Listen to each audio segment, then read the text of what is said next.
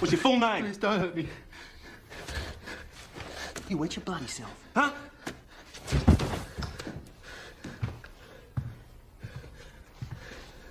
Who are you? This is stuff? Yeah. Shorty got everything that wasn't nailed down. Daddy Fleming, this is your life. Date of birth? Date of birth. 2nd of August, 1956. Do you live at this address? Yes. Do you own this place, Mr. Fleming? No rent. How was it? Piece of cake. Once we're in, he knew where we were. He was, No. Reasonable? What offence? You're joking. Look, I'm sorry I didn't realise who you were, but you did break down my door. Look, please, what's all this about? have you got anything here that you shouldn't have? Remember, he's only a suspect, so no tunnel vision. Well, I haven't stolen anything. What's he doing? That's not stolen. Look, he's taking my things. Mr. Fleming, we'd like you to come down to our office. We've got a few questions to put to you. What office? Where? Down at the station, Mr. Fleming. Why? Do I have to? I mean, you can ask me anything you want here. I mean, what do you want to know? Well, it's a bit more complicated than that, Mr. Fleming. You don't have a choice, right? Yeah, I'm sorry. Look, I can't go like this. Can I change my clothes, please?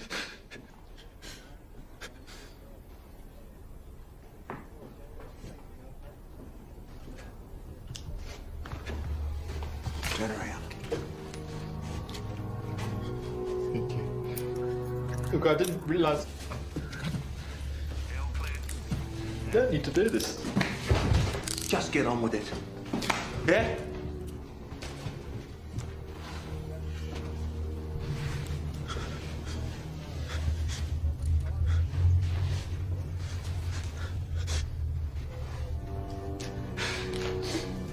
Somebody help me, please.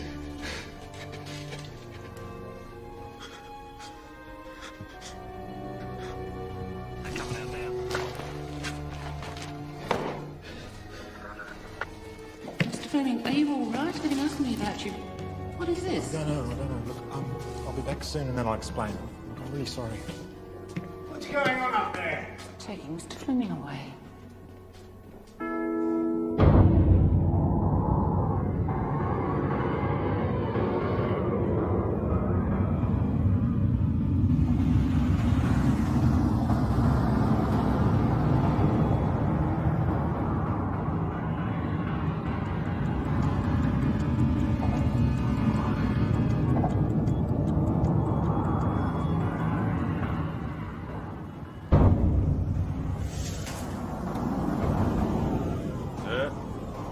CIB, prior, 21387. Thank you.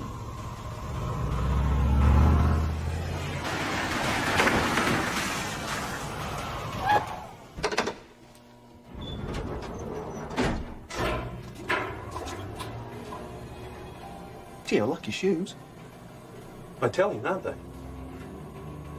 No. Where'd you get them? David Jones? David Jones. Really?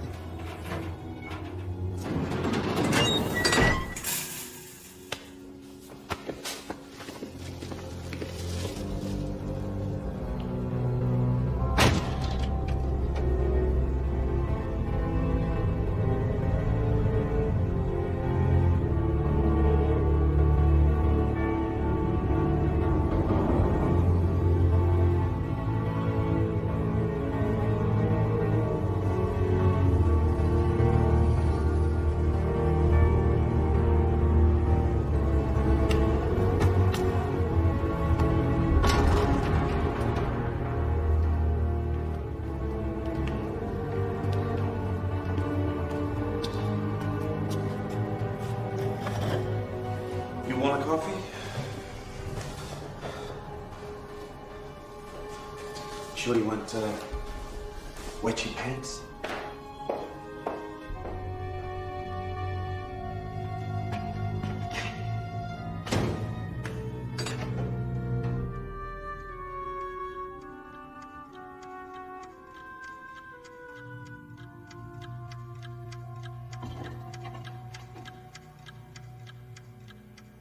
I'm sorry to keep you waiting for so long, Mr. Fleming. I'm sure you understand. Well, no, I don't understand. You're here to help us with our inquiries. Well, what inquiries? How's your coffee, Mr. Fleming? It's fine. Think I'll be here very long? That depends, doesn't it, Mr. Fleming?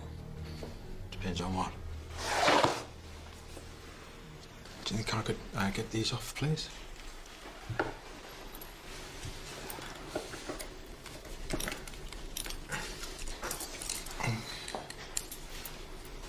Okay. Do you drive a car, Mr. Fleming? Car? No, I don't. Ever owned a car? Yes, of course. Till I was retrenched. Can't run a car on the dole, you know. No, I don't suppose you can. Bit tough, is it? Oh, it's just one of the many things you find you can actually do without. Righto, fellas, over here will do. Wayne? What? Senior detective to you? Yes, sir. The newspapers? Yeah, right. I want you to go through every single one of them. All of them? Every single bloody one. You better not miss anything. Yes, sir. Oh, there's got to be thousands of us. I used to live well. Good job, you know. So everything went down the drain. No, it's just nothing. I was one of 200 retrenched in the company. I lost my house and my wife. I lost it all. Was that a crime? No, Mr. Fleming, it's not. And you're right, there are a lot of people in a similar position. I've got a brother-in-law in the same situation. Perhaps. But he's not sitting in a police station talking to the likes of you. No, he's not. Who are you? I mean, what do you really want?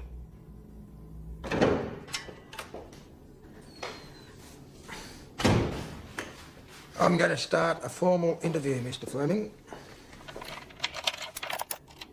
Could I have something to eat, please? Not bloody likely. It's just that I haven't eaten anything since yesterday afternoon. I'll see what we can do. Interview between Detective Sergeant John Steele and Edward Fleming, Melbourne CIB. Detective Senior Constable Wayne Pryor also present. What is your full and correct name? Edward Rodney Fleming. Do you agree the time is now 7:57 a.m? Yes. Mr. Fleming, I intend to ask you some questions in relation to the theft of a motor vehicle, registration number KCR 109. What? Stolen car? Well, you break down my door for a stolen car and you handcuff me for a stolen car. What stolen car? I don't know anything about a stolen car. Sit down, please, Mr. Fleming. Sit down, please. I must advise you that you do not have to say or do anything, but anything you say or do may be given in evidence. Do you understand that? I believe this. Good. And you won't have a problem telling me about your movements, will you? No, I don't have a problem telling you anything if only you'll actually ask me something. Did you go out yesterday? Yesterday, yes, I went to the local grocery shop. And what'd you get? Tin food, newspapers, milk, that sort of thing. Why do you shop at the local grocery shop? Isn't it a bit more expensive than the supermarket? You know, for somebody that's on the dole? Well, if I'm running a bit short, they let me have a tab. And I like them, they're friendly. Is that why you shop there every day, is it? Someone to talk to? I know, I never really thought about it before, but yeah, I suppose that's part of it. I mean, you try losing your job, your livelihood, your family. You see how many friends you got left. Not many, I guess. Do you agree that the time is now 7:59 a.m. Yes. I intend to interrupt this interview for the purpose of making further inquiries. Well, is that it? No, not yet. What about the stolen car? What about it? Well, you're going to ask me some questions about it. All in good time, Mr. Fleming.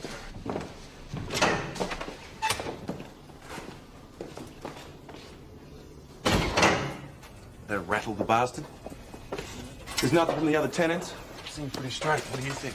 He's a clean skin. Get somebody back there, check out his local shops. Let's dig into these people. Yeah, we've done all that. Don't know about dates and times. Want to know what they think of him. Anything they might have noticed. Why are we wasting our time with this? Huh? Come on, he's our man. Let me talk for a bit, will you? Listen. Fleming might well be a car thief. We can't make this stand up in court and we got nothing. You understand that? Fair go stealing. You got that? Yes, John. Perfect. All right, then you keep your bloody mouth shut and just get on with it.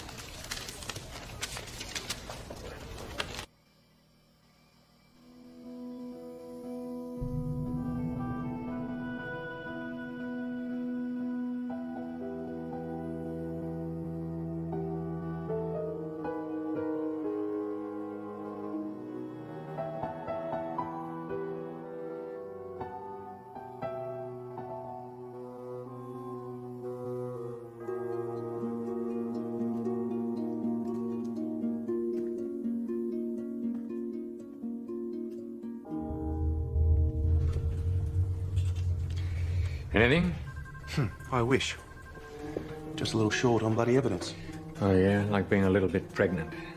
Yeah, okay, well, he's the closest fit we've got. All right. So what are John's thoughts? Well, you better ask him, sir. Is there a problem? Well, sir, all I can say is it's a pity they don't still run refresher courses.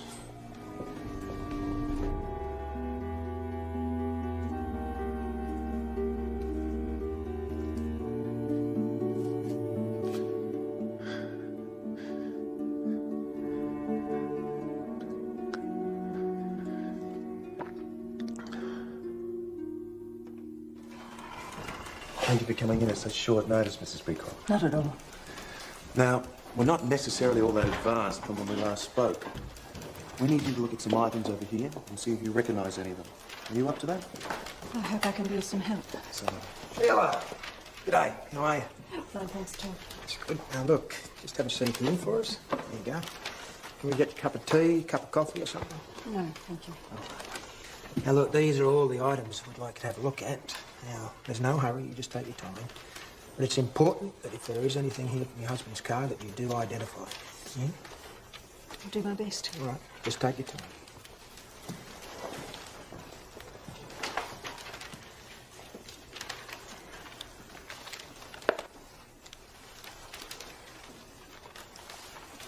Keep a close eye on her. No prompting, all right? yeah, heads up.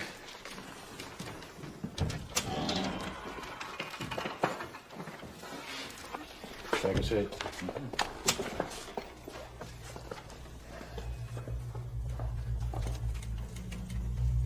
What's that bastard doing here? The hierarchy gave him permission. It's got nothing to do with me. He's going to do a feature article on crime squads. Oh, the hierarchy, eh? Make sure he spells your name right. Might be your name as well. He's been asking me about one of your inquiries. Wants to talk to you. No, you don't get fucked. He's got permission, so you'll live with that. I haven't got time for this shit. Mate, I deal with thieves all the time. Frankly, I respect a good thief. But liars, I just can't stand. Look, I said I would help if I could, and I mean it. But how can I help if I don't know anything? I just want to get this over with, please. Good. Mr. Fleming, we're concerned with the theft of a motor vehicle. As I've mentioned in particular, a two-tone EH Oldham station wagon, registration number KCR 109. Yeah, I told you I don't know anything about it. Have you been out of town recently? How recent? Oh, say in the last month or so? Yes, I took the train to Ballarat. Ah, you do a bit of country travelling, do you? Occasionally, just to get away, you know. And how do you manage that on the dole? I couldn't do it if I wasn't. They give you cheap travel when you're unemployed and they subsidise you when you're looking for work. Oh, that's why you're up there. Yes. And when exactly did you go to Ballarat? 2 or 3 months ago. I'm not sure of the date. Well, you must have some idea. You said you're up there looking for work. You must have had an appointment. No, it's seasonal work, you know. You just knock on the door. I was too late. That must have been frustrating. Oh, no, not really. And when you're alone, no job, you have to make the effort. And what effort's that? Well, to get out and about and keep in tune with people, the outside world. And what was this seasonal work? It's a bit of fruit picking. What, in Ballarat? That's sheep country, isn't it? Yes, they also grow olives up there. So how long did you stay? Just the one night, I think, and then I got the train straight back. Right. Can you remember the date that you went, Mr. Fleming? It would be helpful. Today is the 14th.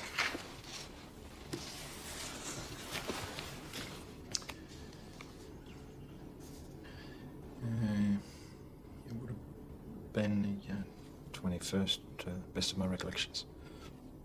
Actually, I stayed away for 2 nights, you know, not just the one. Yeah, good.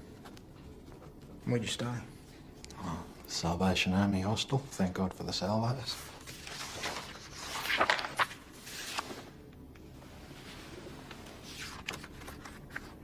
This is the car, is it? I'm sorry, I don't know it. You sure?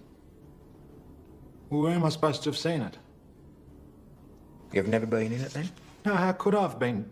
Look, there must be thousands of those Holdens out there, and I tell you, I've never been in any of them. Is that it? No, not quite. Could we get you another cup of coffee, Mr. Fleming? No, but look, if this is going to go on much longer, then I'm going to have something to eat, if that's possible. Yeah, sure. I'll see what we can do. I'm interrupting this interview for the purpose of making further inquiries.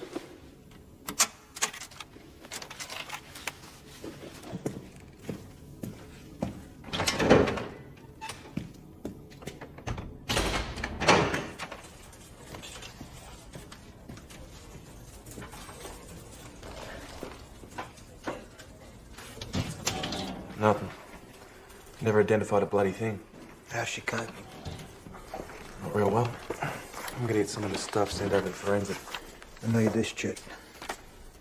Oh, I'm getting somewhere. Prick admits he's been to Ballarat, does he? There we go. Train ticket to Ballarat dated the 21st. So far, he's a truth teller. I've checked his local grocer. I only reckon he's a top bloke.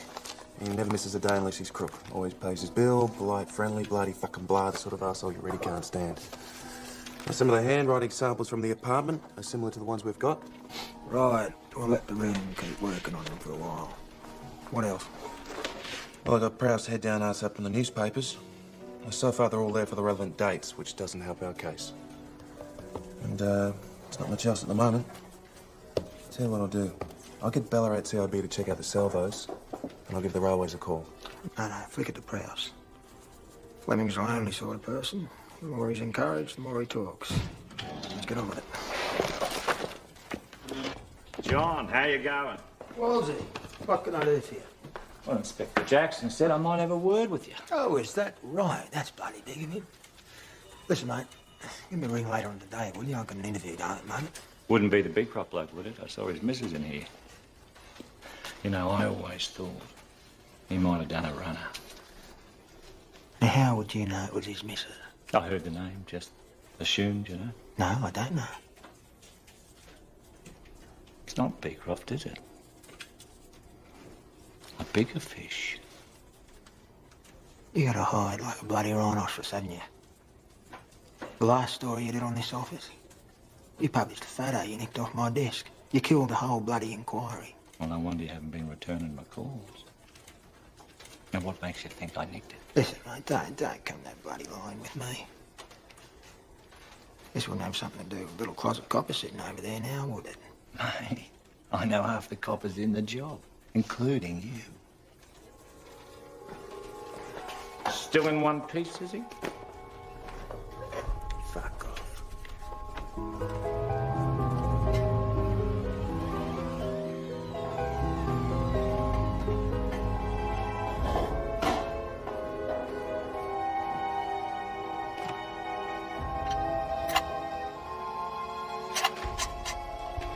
Interview between Detective Sergeant John Steele, Edward Rodney Fleming, recommenced.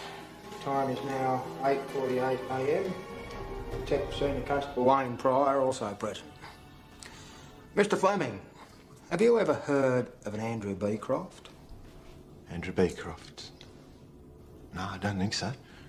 Where should I know him from? Well, you both got something in common. I did? Yeah. You both out of work. I see. Look, can I have something to eat soon? Yes, it's on its way. We'd like you to have a look at this, Mr. Fleming. What is it? Well, what does it say?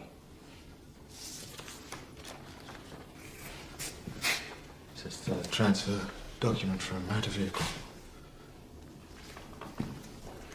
For the record, it's the transfer of ownership of Mr. Beecroft's car, registration number KCR 109. So what's it got to do with me? Can you read the signatures on the bottom? A. Beecroft and Paul... No, Peter Williams. A few months ago, Mr. Beecroft was driving to Horsham to start a new job at local granary, when for no apparent reason, he just sold his car to a bloke called Peter Williams, who sold it to a cocky in store. I don't understand. Oh, yes, you do, Mr. Fleming. Have another look at the transfer document. Well, what am I supposed to be looking for? Williams tried to make it look like Beecroft had signed the car over to him. Now, Forensic have had a look at that document, and we know that both those signatures were forged. Really? What's that got to do with me? Have you ever used the name Peter Williams? No, of course not. I've only got one name and it's Fleming. Well, ever had your name changed? No. Have you used an alias? Absolutely not. That's outrageous. I ask you to have another look at those signatures. Do you recognise either of them? A. Beecroft and Peter Williams are just names to me. Why am I supposed to recognise them?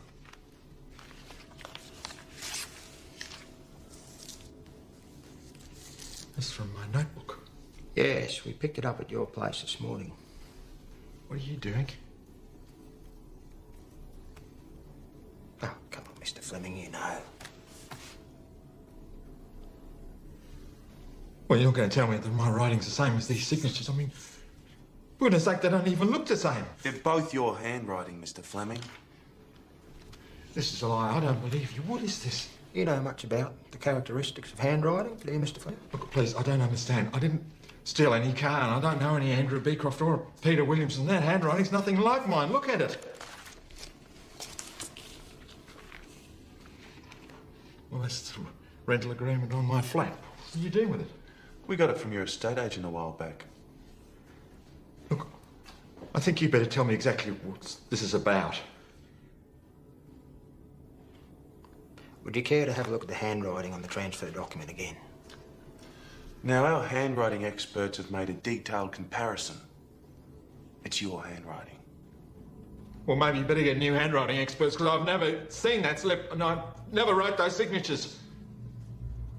We got something else here for you. I'd like to see if you can identify this. It's a letter. Yeah, it's a letter. I hope you're not suggesting that this is also my handwriting. Well, that's what the document examination expert states. Well, then I'm sorry, but it's completely wrong. I've never written like that in my life. All the writing characteristics match up. Same as the ones on the other documents here. Oh, maybe they're the same, but I didn't write them. Look, I'll show you how I write. No, that's all right, Mr. Fleming. But I must advise you that our forensic people are checking this writing paper against writing pads from your apartment to see if they're from the same source. I did not write that letter, and that is not my paper. And if you think you can intimidate me into saying whatever it is you want to hear, then you can think again.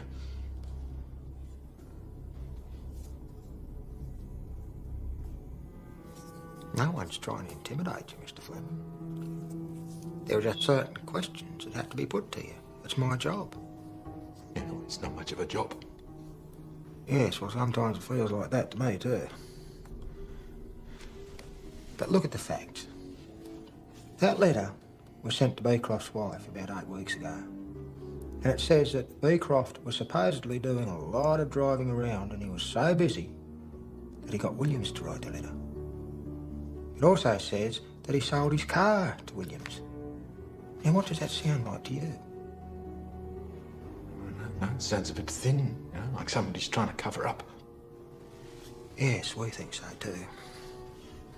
It also sounds like somebody trying to buy a bit of time. And we think that somebody is Peter Williams. So what about Beecroft? I mean, why can't you ask him? Because I'm asking you. Now, we got a file here from the Central Bureau in Sydney. And it appears from the computer printout that you had some dealings with the police in Goulburn.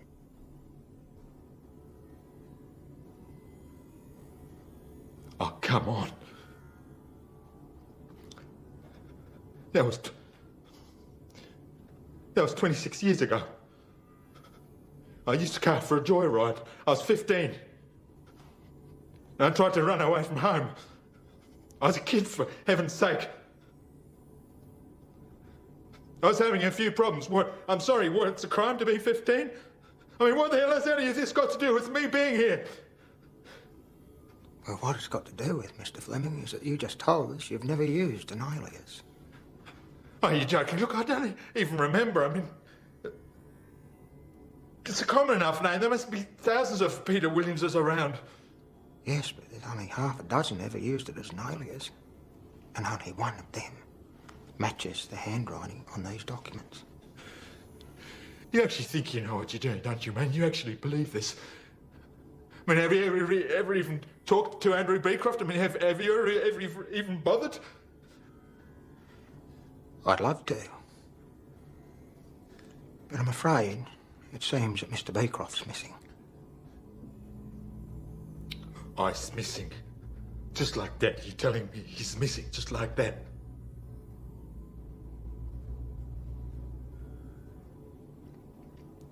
I want to see a solicitor. Certainly. No problem. Interview interrupted for Mr. Fleming to contact a legal representative. Do you agree that time is now 8:59 a.m? Yes, thank you. See to it, will you, Senior Constable?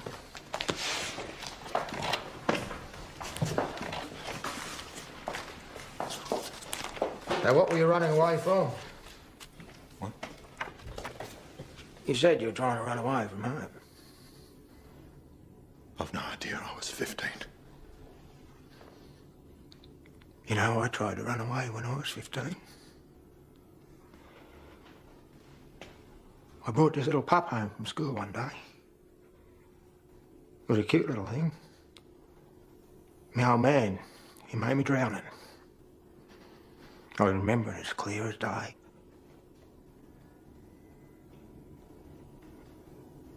Funny, isn't it, how the bad things that happen to you at that age, they seem to stay with you all your life. I want to see a solicitor.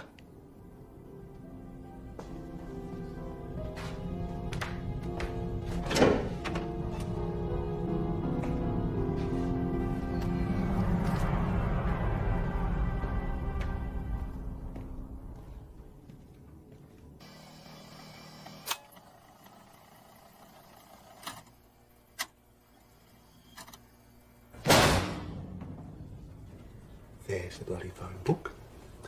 And there's the bloody phone.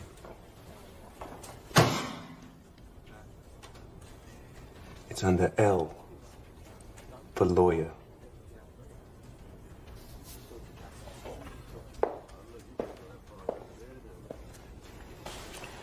His first lie. Your old man that big a prick. Don't be bloody stupid, mate. My old man would have sat there and cried if anyone had drowned a pup. It's him. It's bloody well him. We'll see. 26 years ago. Give Tommy Alvin a ring in Goulburn. He goes back that far. I'll briefly I told him. Yes, that's right. I think we're going to need a lot more time with him. Pity the bloke Fleming sold the car to died. We had him by the balls. Well, he's still got his statement. Yeah, but that's not going to do us much good, is it? In court, without the man himself. Yeah, well, his description doesn't quite look like Fleming to me. Well, they asked me about a stolen car, and then they said that the owner was missing. And they keep on about handwriting. And I don't know what's happening. I can't handle it. We got enough to charge him with theft of the motor vehicle. The decision is, can we take it any further? How sure are you about this? I mean, we barked up the wrong tree on this one before. Oh, jeez, what do you mean, we? That wasn't my stuff, huh? No, I won't. Okay.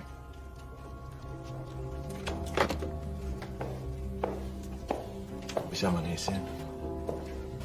Well, you can wait for them in your birdcage. How's his demeanour? Wants to see a solicitor, so we're going to have to wait for that. You can't shut him up, so he's tying himself to the story. Or don't let him go cold.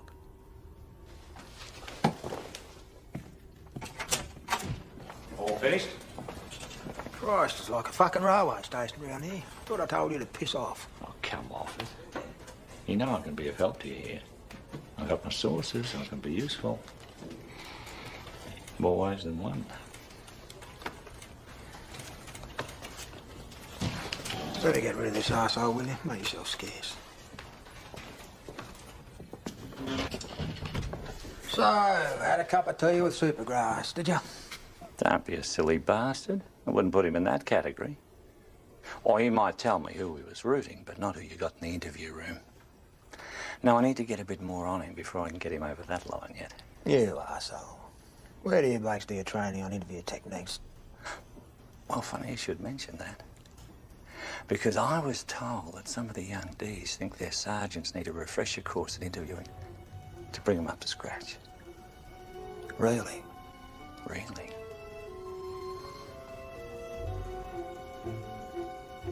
You do know which side your bird's butted, don't you? See you later.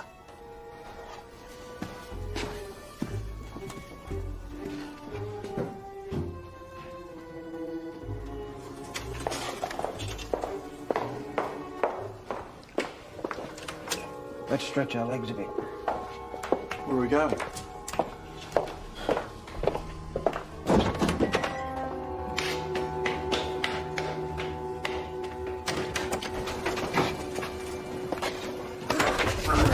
Who the fuck do you think you are?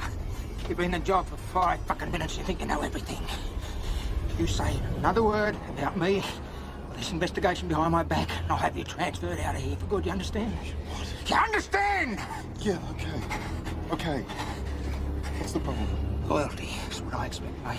And don't you ever forget it. Right. Don't you ever gamble my future because you think you know more. We can get away with something. I've seen more shit than you can possibly imagine, all right? Yeah, all right. What's this all about, huh? Talk to me. Talk to me, Steele. Mate, there are too many people around here with their own agendas. Don't you make the same mistake. Refresher course, my ass.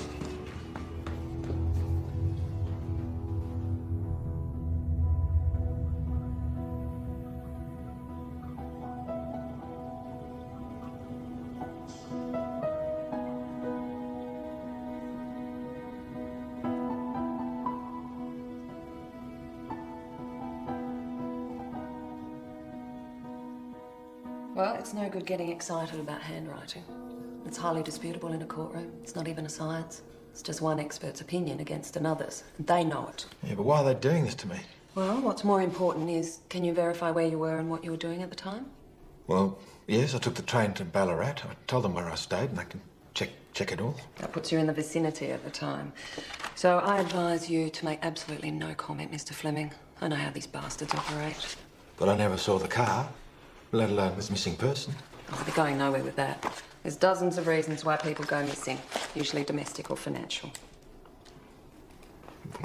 Is that all? I mean, isn't there anything else you can do? Learn to say the words no comment.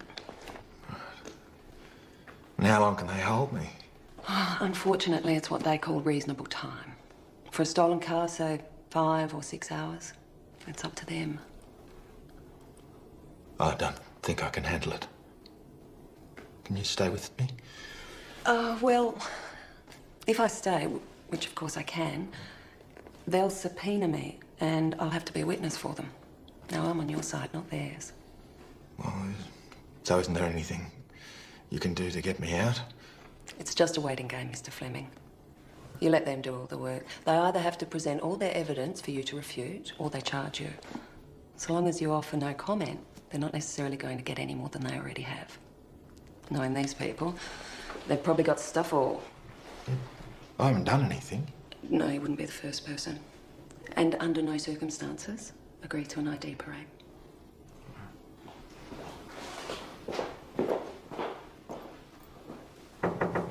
Time.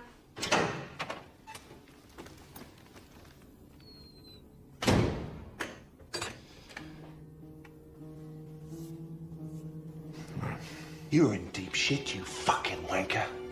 And you're gonna take the fucking consequences. Now wake up to yourself. Now, you've seen your solicitor, and she's told you to say nothing. How do you know that? That's what they all say. And she'll be going out to lunch soon, and you're still here. Interview between Detective Sergeant John Steele and Edward Rodney Fleming recommenced at 9:48 a.m. Detective Senior Constable Wayne Pryor also present. You must understand, Mr. Fleming, that what we deal with are facts. And the facts are that a car's been stolen. Now, I'll give you the opportunity to respond, but if you can't negate these facts, then it leaves us really with only one course of action to take. Your handwriting has been identified on the transfer document, do you understand? No comment. The transfer document is in relation to vehicle registration number KCR109. Do you know this vehicle? No, I don't. You have been identified in the company of the registered owner of that vehicle, who is a missing person. Identified? By who? Well, now I'm supposed to have been with someone I've never even heard of. All I'm doing, Mr. Fleming, is advising you of the evidence we're in possession of and giving you the opportunity to respond. You get better all the time. What evidence? I've just explained to you the relevant facts. You were in the location that the car was stolen from. Let me make it clearer for you. Mr. Beecroft left the city in his car on the 21st of January. He drove to Ballarat and on to Horsham. You must understand, Mr. Fleming, that this is all a matter of record. This has all been verified. Now, there's a roadhouse outside Ballarat. The owner of the establishment was there, and he said that there was somebody with Mr. Beecroft, and that somebody's description fits you. No, you must be joking. I mean, if there is someone at all, then he's made a mistake. I tell you he's wrong. Well, I don't think he is, Mr. Fleming. How many roadhouses are around the place? How many attendants? And what, you just happen to find someone who describes me? What's that? Average height? Average build? Mr. Average? If you feel that strongly about it, I'd be more than happy to organise an identification parade. If you're not picked, end of story. Oh, well, I can see where you're heading, but I mean, there's no point in having a solicitor and then going against her advice. It's up to you. You really are a corrupt little man, aren't you? We are giving you the opportunity to respond to the facts. And a fellow in a roadhouse, he'd probably forget his own name. And what favours did you give him? We don't buy witnesses, Mr. Fleming. Your description was given to us by this witness, and your handwriting identifies you as the person handling the stolen car. See, I've read about unsolved crimes. You have to clear them from your books, so you charge someone. That's what this is all about, isn't it? Is it? Yeah, newspapers are full of it, you know. Unsolved crimes, murders, what have you.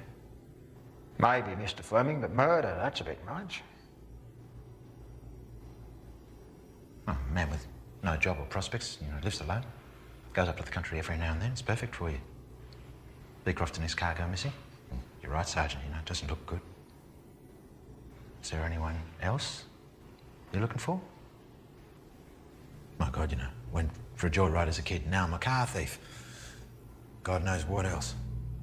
As I said, the letter signed Peter Williams, plus the transfer of ownership from Mr. Beecroft to a Peter Williams are both in your handwriting.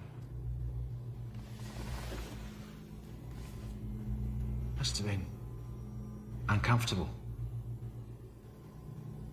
All that driving round, the heat, summer, asking questions. So now you have nothing. Right?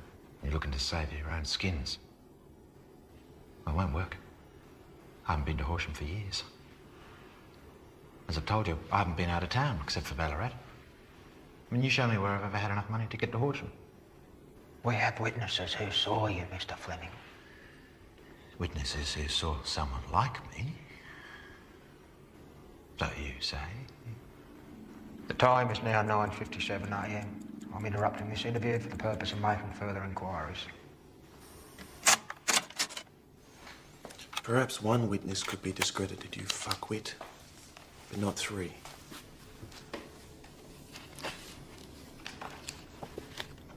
Beecroft is missing. I have heard his name before. It's been in the papers. You think he's dead, don't you? You think that I had something to do with it?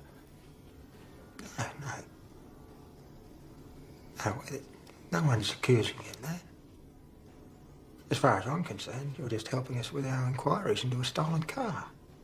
Well, it would be logical to think that I knew something of his whereabouts.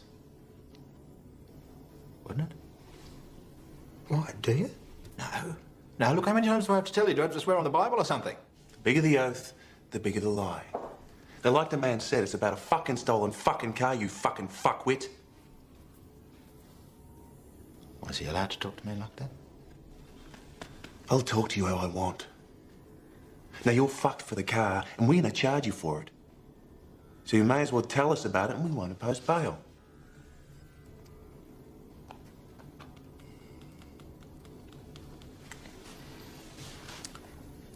As I said, we're only interested in the stolen car. I don't believe you.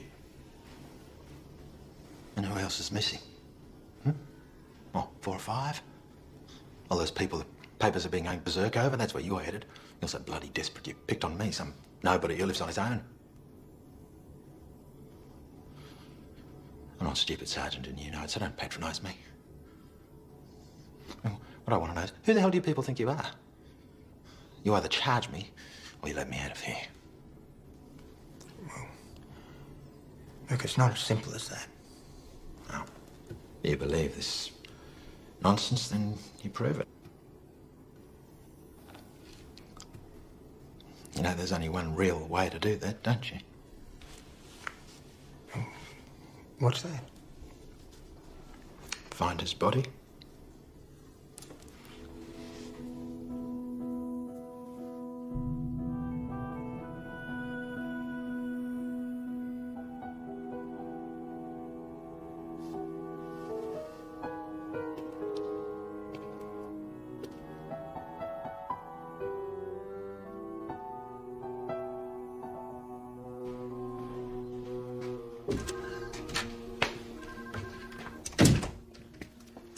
Exactly how long have you had him? 5 hours. You were brought in to get results, John. It's not going our way, and now we've got his solicitor on our back. No, his solicitor. And 60-40 our way. Just no admissions yet. Not strong enough. We run with that and you're wrong, it'll cost the department thousands. You can't do better than this, we'll have to let him go. No way. Not while he's still talking. Half an hour, that's it. Any longer, we're heading into deep water. He's made mention of a body. Body? Whose body? Why didn't you say this straight up? He said we'll never find Beecroft's body. We'd like to run with it a bit longer. You serious? That's what he said. You say this on tape? No, he's a bit too clever for that. The tapes are off. He give you any idea what the body might be? No. Give you anything else? Yes. The 5 other missing people in similar circumstances. And he brought that one up himself. Where is he now? He's upstairs. He's agreed to be fingerprinted. Why? We've already got them on file. Any IDs from prints, crime scene section? No, not yet. We need a new set. Don't lie to me, John. You're kicking into the wind. You wouldn't have let him out of that interview room for 2 seconds if he was running like that. I'm the one in there. Don't tell me how to run it. We need to back off a bit. He was starting to take control. You got nothing to go on, have you? You can't afford any more complaints. It'll be your ass hanging out in the breeze. You needn't look around for me this time. This time? With respect, sir, you just told me I was brought in here to get results. 2 hours, that's it. Get out of here.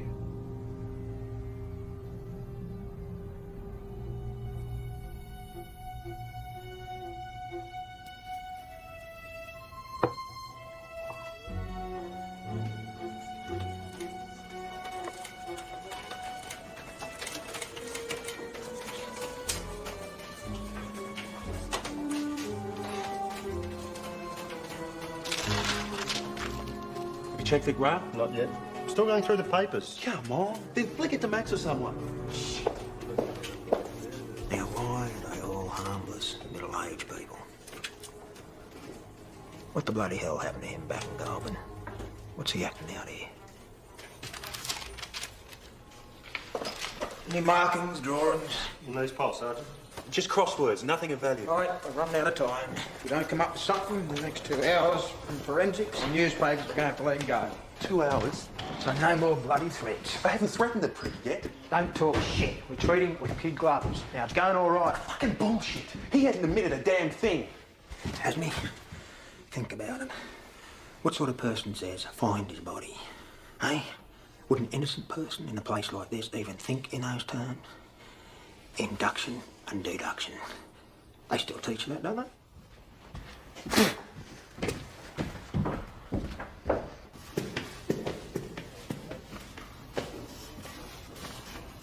Put it on my left hand. Yes, just a couple more, Mr. Fleming. That's it, thank you. What about this one? What do you call 40 lawyers at the bottom of Port Phillip Bay? A good start. Here's a live one. All done?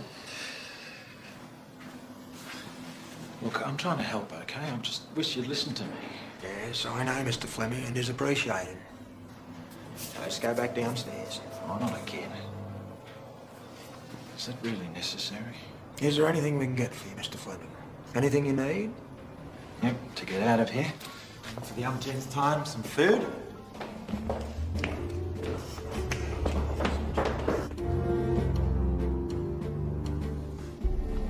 Looks like a lot of success, doesn't it? Oh, yeah, a few keepsakes, highlights of various investigations, you know. Trophies, huh? The heroes? What are you interested in what we do?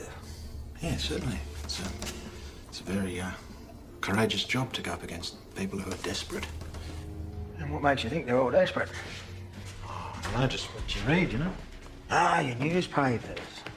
Yeah, I suppose that's part of it. What do you mean? I don't know, seems like an exciting job. Not all the fucking time. Now, hang on. Mr. Fleming is trying to help us here. What do you mean, Mr. Fleming? You remember that bloke Sandhurst, year before last? He killed all those people in Sydney? Yeah, I remember reading about that case. Yeah, bloody amazing. Yeah, nobody knows why he did it. What, you study these stories, do you? Is it a serious interest? Sometimes when there's not much to do, you know, I collect all the newspaper stories and see what I can fathom from it all. Why is that, mate? Oh, it's an interest. It's always built into something bigger than it is. All right, I'm not quite with you, Mr. Fleming. Yes, you are, you know what I mean. Every time someone writes about a murder, right, they look for some apocalyptic reason for the killing. Well, people have to try and make some sort of sense of it, don't they? Oh, so what you do? You try and make sense of it. I mean, I bet there's dozens of murders on your computer, you know, that have no tangible reason. I mean, let's face it, some people kill other people, full stop. You got me in here, what a joke. People just go ahead and do it, you know. Sometimes maybe for a few dollars, maybe for nothing. They just seem to go for it, you know, pure and simple. You really believe that crap? No, you could be right. Some of them leave you wondering. Yeah, it's not too hard to work out. Oh, we're just talking to the expert who took your fingerprints. Yeah, but they match the ones on your file. Yes, of course. So what does that mean? It means we will have to charge you with theft of the motor car. A car? Who cares about a car? I thought we were talking about more important things. What about kidnapping and murder? No, I'm yet to be convinced, Mr. Fleming. Convinced? Then what am I doing here? Well, I like to keep an open mind. You got that from your father, did you? We're all what our parents make us, Mr. Fleming. Are you ready to talk about Goulburn yet? Must have been good, if you don't want to talk about it.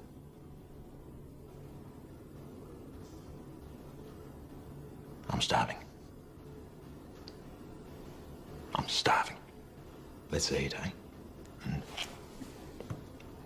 I'll draw you a diagram. A diagram of what? Where I put them. What do you mean by them? No. I want to eat, please. All right, we'll send out. Just out of interest's sake, how many were there?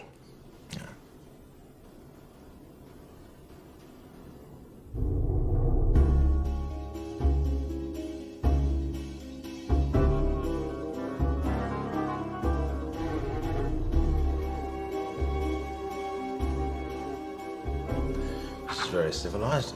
It's very civilized. Where'd you send out for this? Just upstairs to the canteen. You're not joining us? No, I'm not hungry, thanks. Oh, you don't know what you're missing. Well, let's go on with it. I can eat while I talk.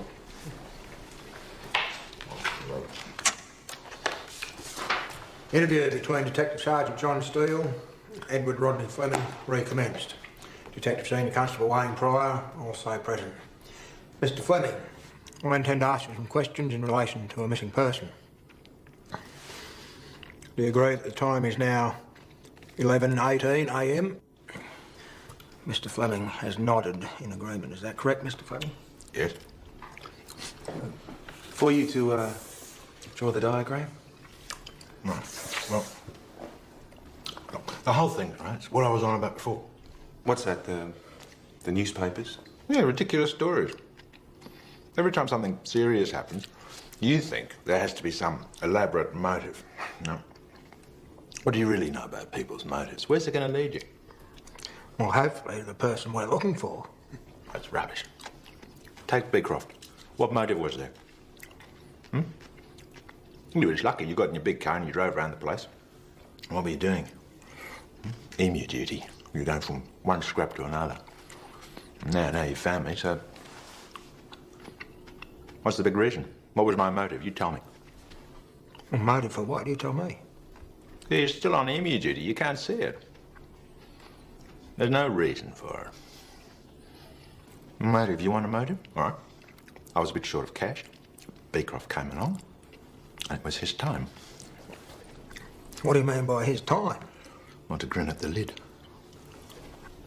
What lid? Well, the coffin lid.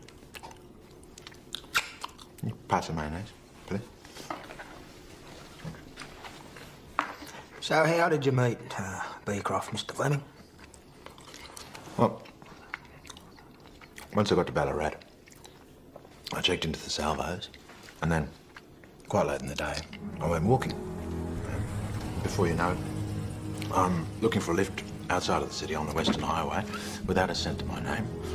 I wanted to get up to Stawell because I thought I might get a job up there. And this bloke gave me a lift.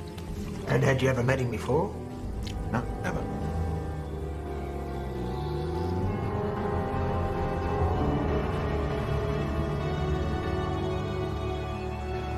He was heading for Horsham, so he said he'd be glad to take me. Make a wish.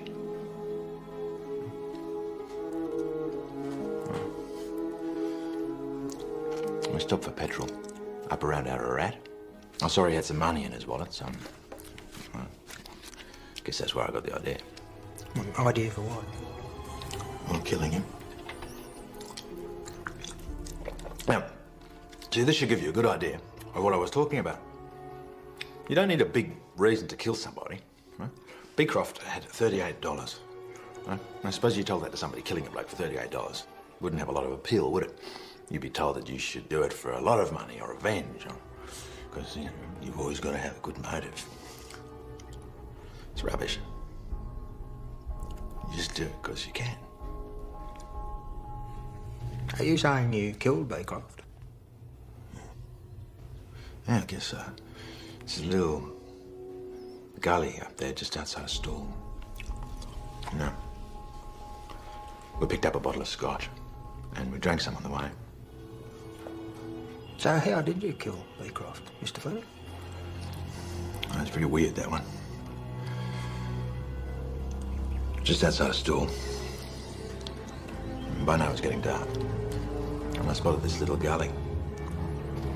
So I got him to pull in. Told him I wanted to relieve myself because, you know, we had a bit too much to drink.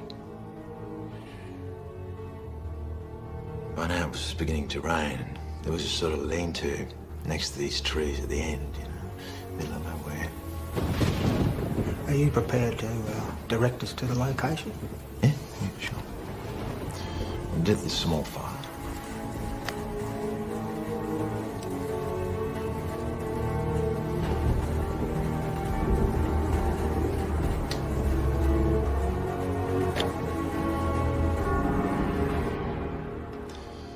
We sat and talked and finished the bottle and fell asleep. What, the both of you? Yeah, well, that's the weird bit. Yeah, I guess I killed Beecroft, all right, but I didn't mean to. What do you mean you didn't mean to? You just told us that you had the idea when you saw him open up his wallet. Yeah, I had the idea, all right, but that's all it was. You know, we both went to sleep. Must have been around 11, I'm not really sure because of all the booze and everything. And I started having these really weird dreams. These nightmares, you know. And this part sounds like a story, but I swear to God it's the truth. I had these nightmares. And I woke up, and they were still all there. Who was still all there? All these people all around me, people everywhere. So I must have been still asleep. And what'd you do then? Well, I picked up this bit of iron by the fire and I started swinging. Now, it's quite strange, you know, because I knew every one of those faces. What were they, previous victims of yours, were they? Yeah, people I'd met, yeah. There aren't a few of them, but it seemed like there were hundreds all around in the air. And I felt hot and cold and sweaty all at once, you know. I saw Beecroft. And I swung harder and I kept swinging. And he didn't even make a sound. He had his eyes closed and I just arcaved in his head.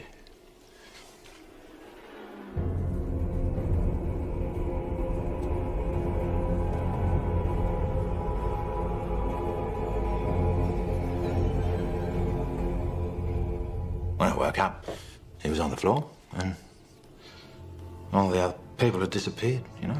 They never came back.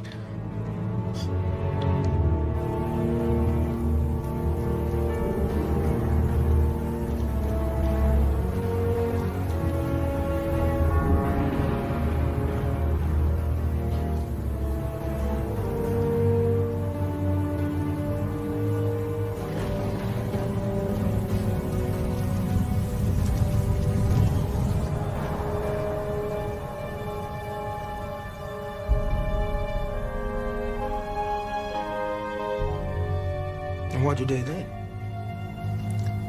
I pulled Beecroft outside and I buried him. Then I burnt his clothes And took his wallet and car and I took off. Can you draw us that diagram of where you buried him?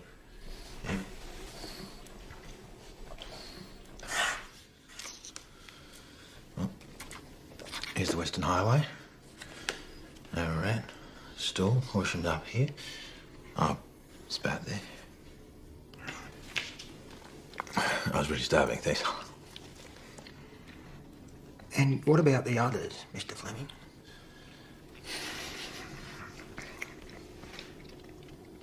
Others, look, I don't recall them too clearly. You know, it's what I mentioned before.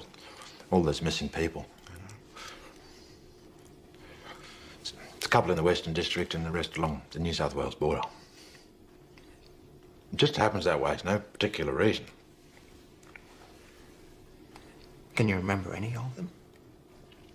No. I can't recall exactly.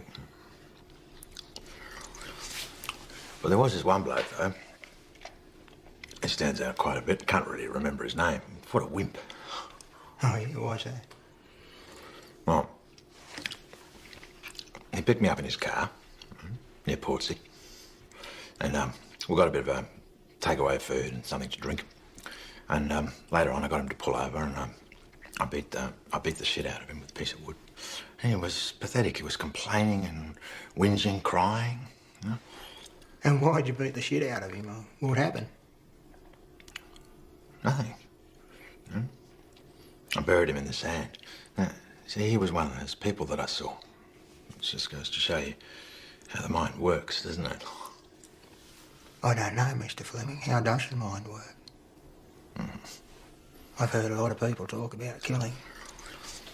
I've always wondered what it must feel like. No. There's nothing to it. To have that sort of power over another person. Not really. It's remarkably easy. So where exactly did you bury him? I'd have to show you that when it was in the dunes. Is there any other people you'd like to tell us about, Mr. Fleming? Oh, no, not really. You know, and I could tell you 5 or 6. All a bit the same, really. When did the first one occur? A couple of years ago. And the first was the same as the last. You know, I'd belt whoever with something. And that'd be it. It's a very insignificant thing. You know. But you know what? It didn't change me. You know, it didn't change me at all. That's why I say it's all built up. Have you ever been ill, Mr. Fleming? Have you seen a doctor or been in the hospital or anything? No, not really. Why? A psychiatrist? No, I'm not mad. So you knew what you were doing then? Yes, of course. Did it ever bother you? Ever? No, only that dream with Beecroft. No, I think that was because of all the booze. That was a great meal, thanks a lot. Fine. I intend to interrupt this interview for the purpose of making further inquiries. When we do recommence, it'll be in relation to the Beecroft death in detail, which will be recorded on video. Sure. Suppose I always knew you'd find me. I guess. I always knew.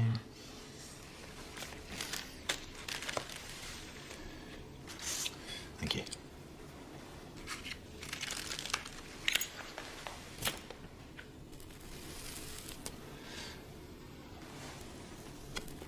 Aren't you having one? No, I don't smoke. You've waited a long time to share that with someone, haven't you, Mr. Fleming?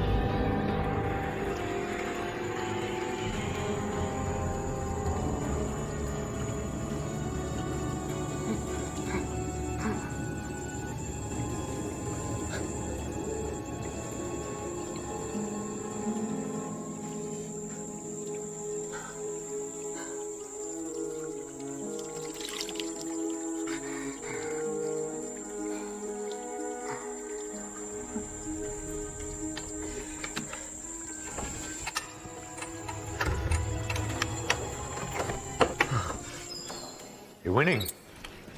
Yeah, some game. How good is this, John?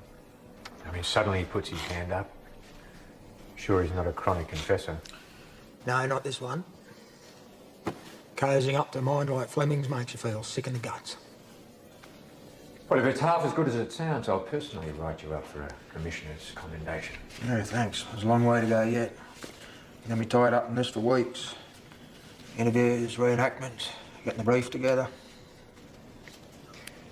Well, Pryor's rounding up the shrink. Any other assistance you need? Yeah, we're going to need the video camera for the interview room, the mobile lab photographics for his apartment, and we're going to need another search warrant.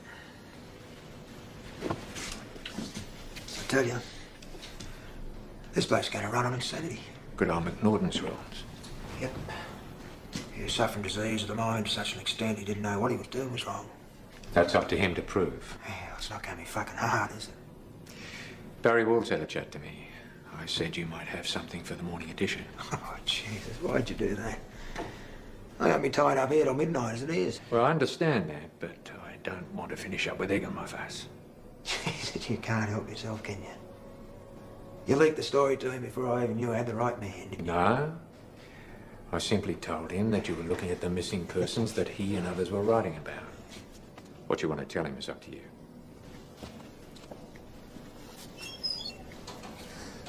Everybody wants to be famous.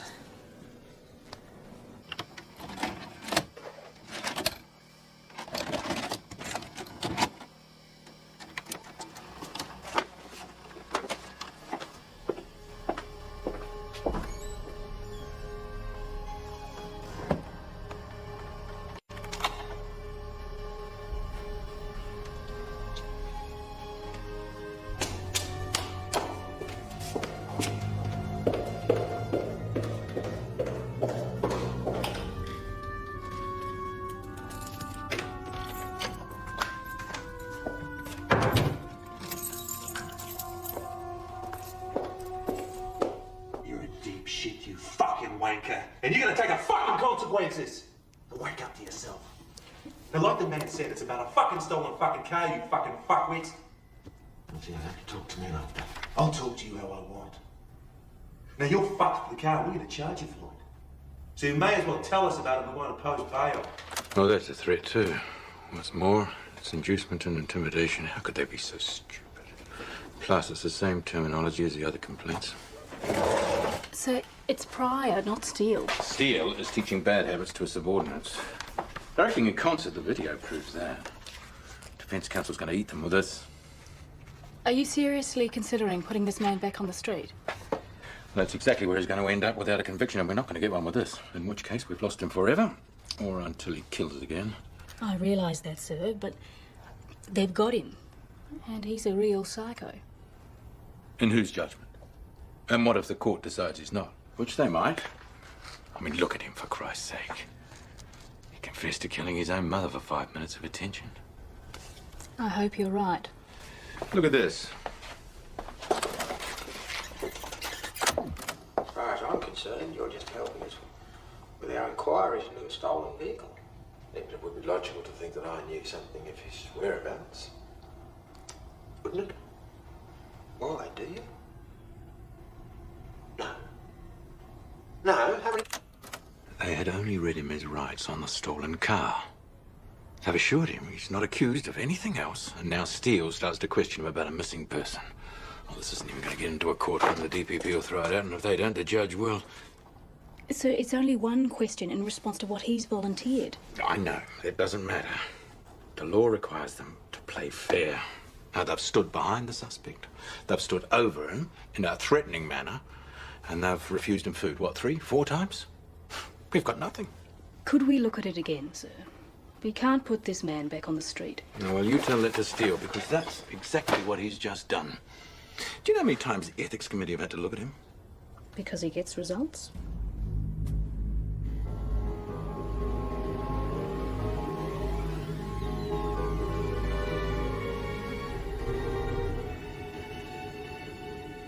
Mr. Fleming, I intend to ask you further questions in relation to the disappearance of Mr. Andrew Beecroft on or about the 21st of January this year. I must warn you that you are not obliged to say or do anything, but anything you say or do may be given in evidence. Do you understand that? Yes. You have the right to communicate with, or attempt to communicate with, a friend or relative to advise that person of your whereabouts. And you may communicate with, or attempt to communicate with, a legal practitioner. Do you wish to contact any of these persons? No, I've done all that. Do you agree that you've already made certain admissions to me in regard to the disappearance of Mr. Andrew Beecroft? Yes, well, I told you what I'd done. Can you again tell me what those admissions are? Yes, well, of course I went to the local shop, and of course to Ballarat, where I stayed with the Salvos. Yes, but more specifically in relation to Mr. Beecroft. Yes? What's the question? You said earlier that on the 21st of January you hitched a lift in an E.H. Hold'em station wagon, registration number KCR 109, driven by Mr. Andrew Beecroft. Oh, well, as I've said, I don't recall the make or the colour of the car, but yes, I did get a lift outside Ballarat at that time, yeah. And you further stated that you killed Andrew Beecroft with a blow to the head with an iron bar. Gentlemen? So, this is Mr. Edward Fleming. Mr. Fleming, I'd like you to meet Detective Inspector Jackson. Mr. Fleming, how are you? Well, I'm still alive, but I'd rather be at home. You being treated okay? They got you refreshments, a meal? This is still part of the formal interview, isn't it? Yes, the tape's still running. I'm just ensuring that you're okay and that you're being treated properly. Well, no, I'm not okay. What's the problem? I'd like to talk to you alone, if that's all right. If you have a problem, Mr. Fleming, I'd like you to state it now. Why was she coming hours ago? They broke into my house at 5 o'clock this morning, bashed me and brought me here. I've been trying to help where I can, but they just won't listen. What do you mean? All this business about a stolen car. As I've already told these gentlemen, I know nothing about a stolen car or this mysterious Mr. Beecroft who appears to be missing. You've just confessed to 6 murders and described in detail how you met Beecroft, murdered him and disposed of his body. What do you say to that, Mr. Fleming? Is that correct? Sergeant, you know as well as I do that I only told you what you wanted to hear. You said you wanted to be convinced. What do you mean? Detective Inspector, these policemen have held me here all day. I concocted a story. From what they told me, that Beecroft and his car went missing around Stall. I even told them that I'd draw a map just so that I could get a meal, because the only way that I could get a meal and be allowed to eat it was to tell them what they wanted to hear. And look at them, they lapped it up, couldn't get enough of it. Are you telling me that the admissions that you made to Sergeant Steele in relation to the theft of a motor vehicle and the murder of Mr. Beecroft and others was a story you made up to get a meal? Inspector Jackson, I did go to Ballarat. I do go to the local shop. I do stay with the Salvos. I do live on my own. But I've not stolen any car, let alone killed anybody. I mean, can you accept that, please? Because these people won't. I hear what you're saying, Mr. Fleming. But if you lied before, how do I know you're not lying now? I've been scared out of my mind sitting in here, and they know it. They wouldn't believe that I had nothing to do with the car. That man threatened me, and that man did nothing to help me. I told them what they wanted to hear. Now I've decided that I'm not going to say anything else, so you either charge me or you let me out of here, right now. Sergeant Steele, I want you to conclude this interview and see me in my office. I'm concluding this interview. Is there anything else you wish to say? I've done nothing wrong. And I have a great deal to say about it, but not here and not to you.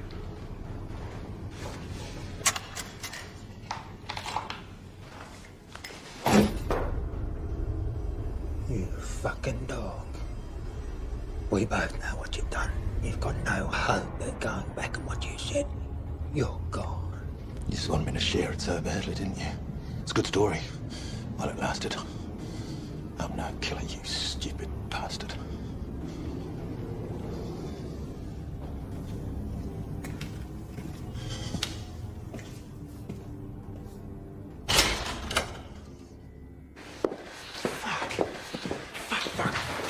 Lying bloody arsehole!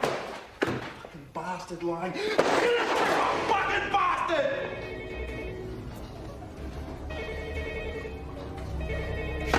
What? Turn around. I've just got one word for you. Yeah, what? Toe cutters. Are they on me now? Yep.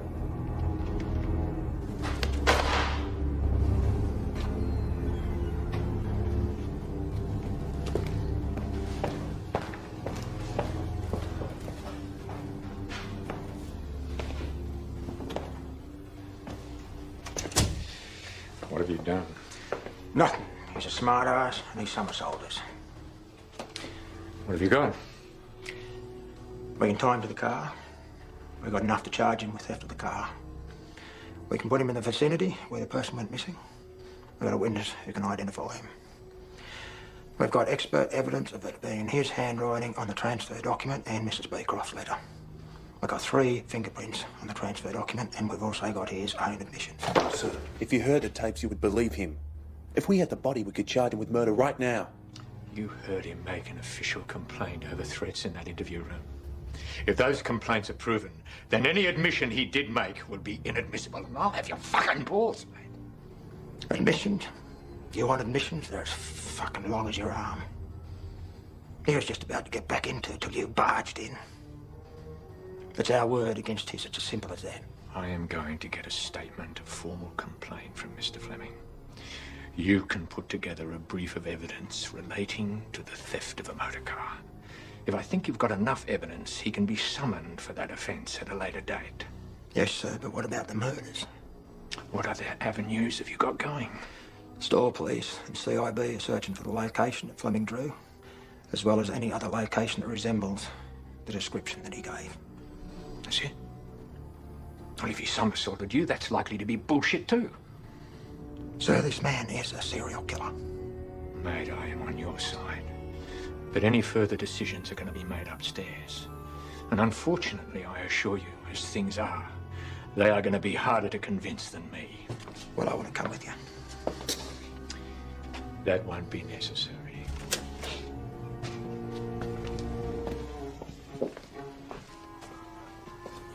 Can't let him walk. This goes to show you how the mind works, doesn't it? I don't know, Mr. Fleming. How does the mind work? Well, I've listened to a lot of people talk about killing, and I've often wondered what it must feel like. No, there's nothing to it. But it must be. You know, to have that power over another person. Look at him. He gets off on it. So we don't have to show them our tapes. Most of these conversations happened when their audio tapes were off. Their tapes are clean. It's only ours that have a record of this. That's the Ethics Committee's decision, not ours. And I can't see them withholding the tapes from the DPP, the Ombudsman, or his Defence Counsel.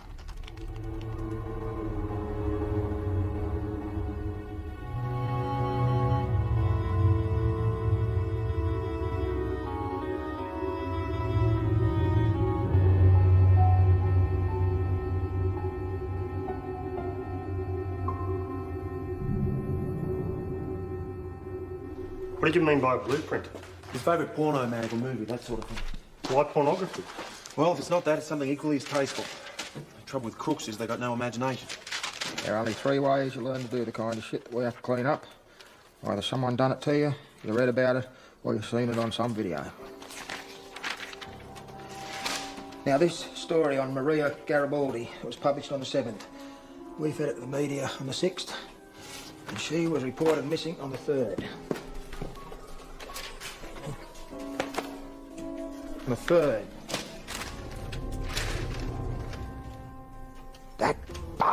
bloody country editions. Where are those fucking dates? You idiot!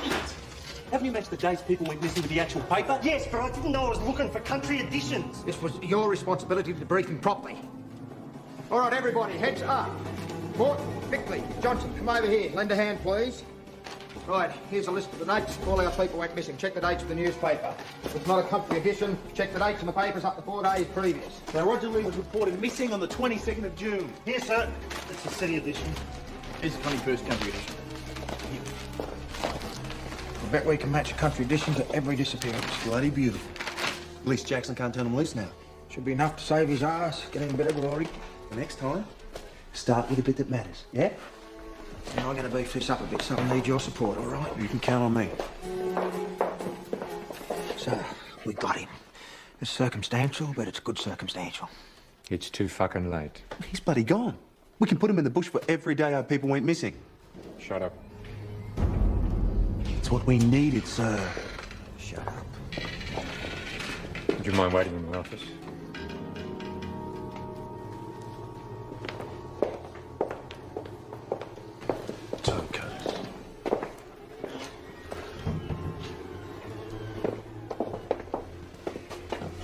They've had you under video surveillance since you walked into that room this morning. You're fucking joking. Why? From what they say, your whole interview is inadmissible. I'd have thought you'd known better than that, especially in a case like this. We haven't touched a hair on his head. Nobody has laid a finger on him, and if they've been videoing, they'll know it. They say you used threats, intimidation, and inducements. You didn't touch the bastard. Did you know they were taping us? No, and I don't like it any better than you do. So where do you stand? And what's happening here? Fleming walks, with the Shadowers in tow. You are to brief Sergeant Quinlan's crew. She will be taking over the Fleming investigation. You arsehole, you've rigged us upstairs, haven't you? I'm brought in here to get results, to make you look good on an investigation that's going nowhere. All you do is tie me hands. You lie, you cheat, you leak information. You're a fucking disgrace. You're supposed to be one of us. You make me sick. You want your name in the newspapers? How about police release serial killer with your name all over it? I'm aware that you have counselled Pryor about his behaviour in the interview room, and I will stand up for you. But don't threaten me. Oh, fuck you. I'm not going to cop this holier-than-thou shit from you. I've gone from being the Lord Mayor to the shit carter in about 2 hours. Watch out Fleming doesn't come and cut your throat. How much shit are we in?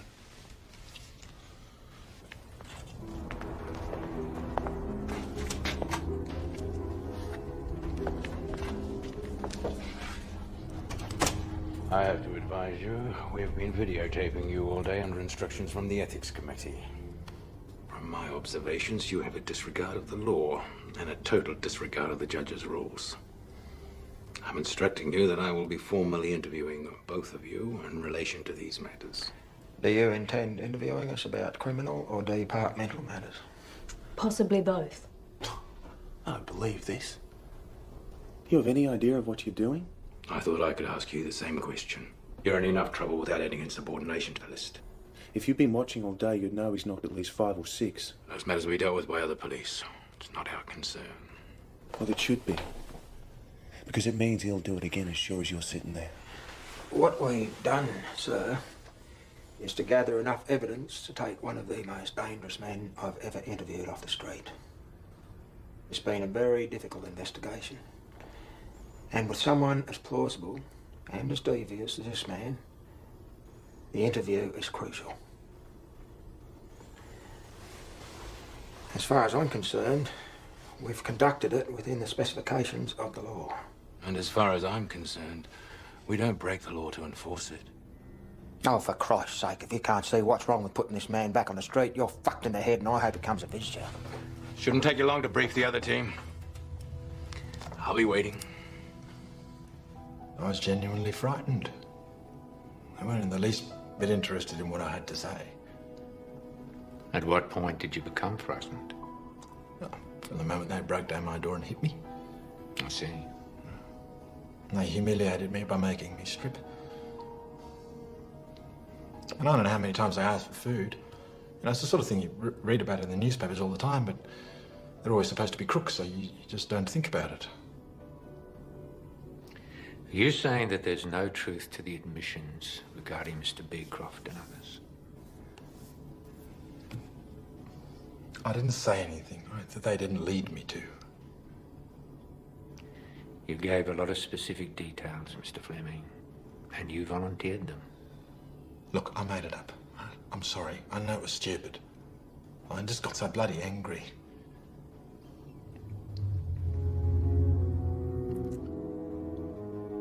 Power, life and death. Yeah, right.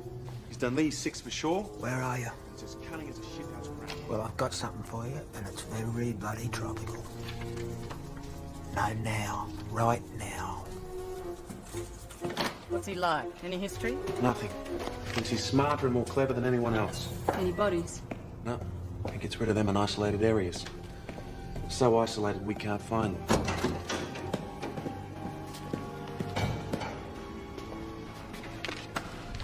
There's there in there. I mean, in fact, this is the bloke that let him go. Is this the interview tape? Yeah.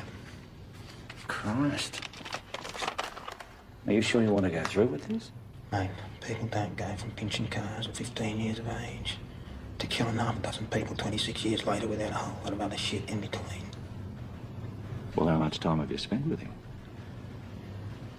Enough to know he's a killer.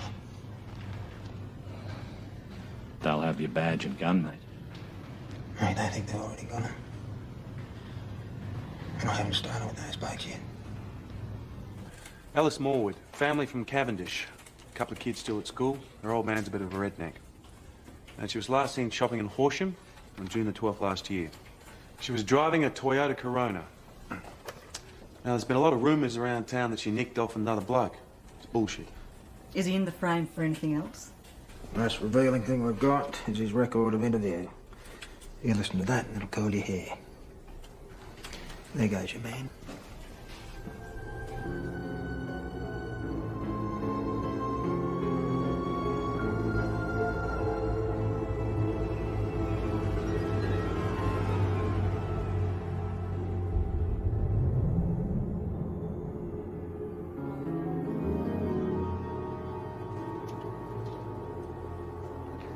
Oh, he likes you. Jackson will put him through deprocessing. After that, the shadows are sitting off outside. They'll take him away. How many? 2 crews of 4 around the clock. Any connection between the people he's targeted? No, nothing you can put your finger on. Just that he's got a taste for ordinary, decent people.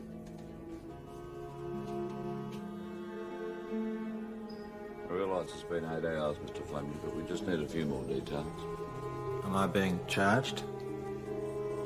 Not at this point in time. Can I get my belongings back, please?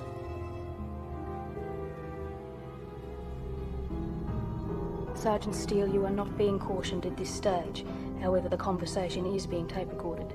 If you refuse or decline to answer our questions, you will be charged with disobeying a lawful instruction. Apart from Mr. Fleming's, we have signed complaints from other people as well. Yeah, well, I get people to sign things I'd written up too. Yes, we are aware of that. I said I could, not I did. Demonstrates a pattern to the way you operate, Mr. Steele. You permitted Pryor to abuse, assault, intimidate, make false promises to and threaten Mr. Fleming. Oh, is that a question? If it is, which part do you want me to answer first? Furthermore, it could be said that you conspired with Pryor to pervert the course of justice and set up an innocent man. No comment. Sergeant, I'm talking about your conduct as the senior officer in the interview room and the threats, both physical and verbal, that the two of you made. Which part of the statement are you referring to now? We've got it all on videotape, Mr. Steele. Yeah, well, maybe if you charge me, I'll have the same civil rights as a crook. Look, you can stop this. Fleming doesn't have to be released just yet. Oh, yes, he does. Because you're careless, slipshod. Fleming walks because you're not good enough. Without me, you wouldn't have even got him into this room. He knows who you are. He spent his whole life using people like you. Transcript of Mr. Fleming's complaint will be available shortly. I'm interrupting this interview until it is available. Chase it up with you, Sergeant. Yes, sir.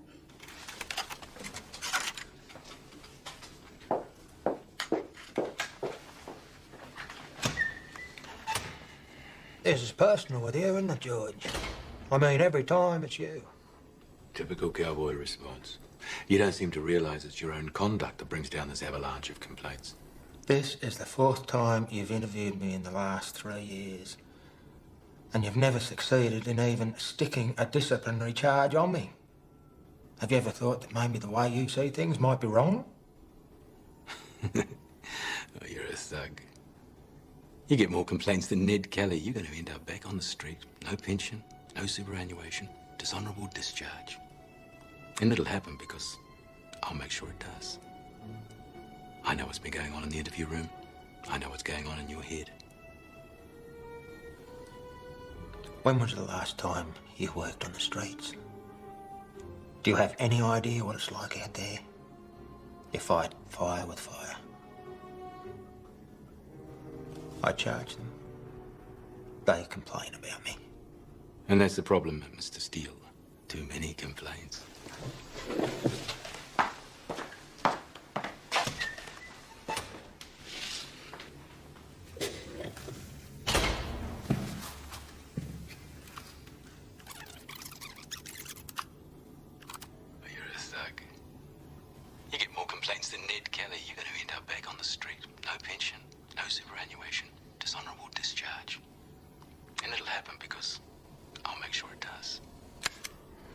Abuse, threats, and assault. I should have asked for meal.